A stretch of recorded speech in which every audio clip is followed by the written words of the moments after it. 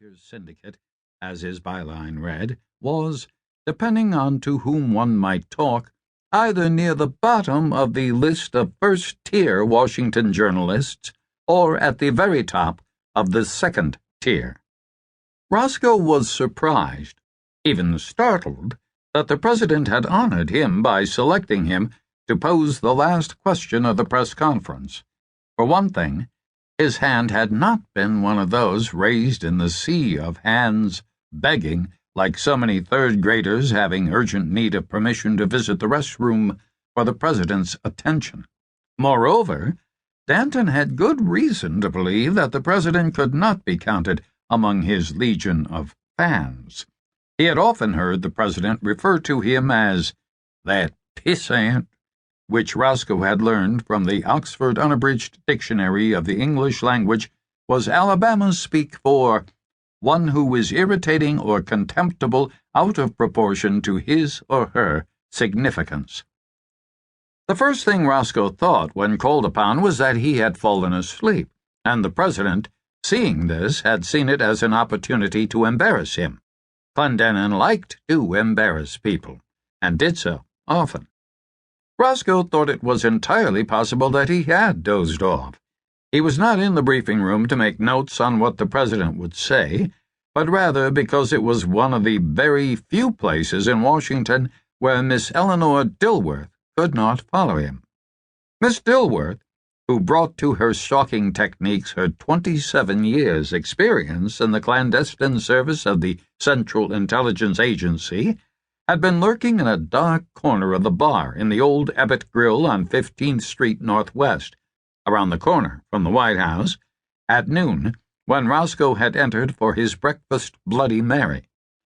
He managed to make it to the White House press conference safely, thus sparing himself from being presented with yet another cornucopia of unpleasant revelations vis-a-vis the CIA Miss Dilworth wanted to bring to the attention of the American people via Roscoe's columns, which were published in more than 300 newspapers in the United States and around the world.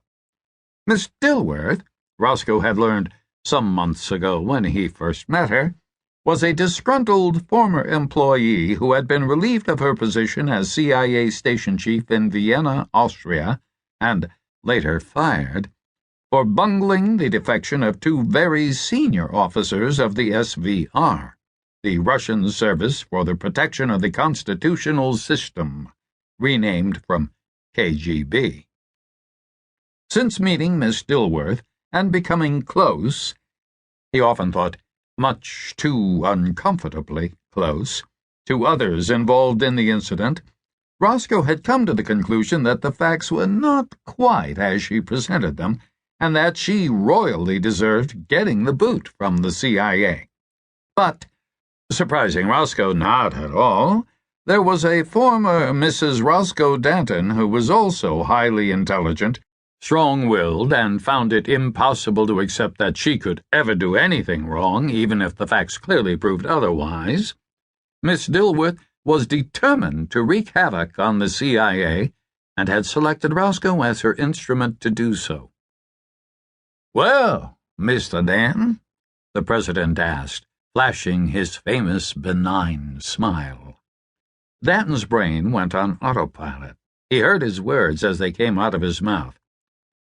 "I was wondering, Mr. President, how goes your unrelenting war on drugs and piracy?"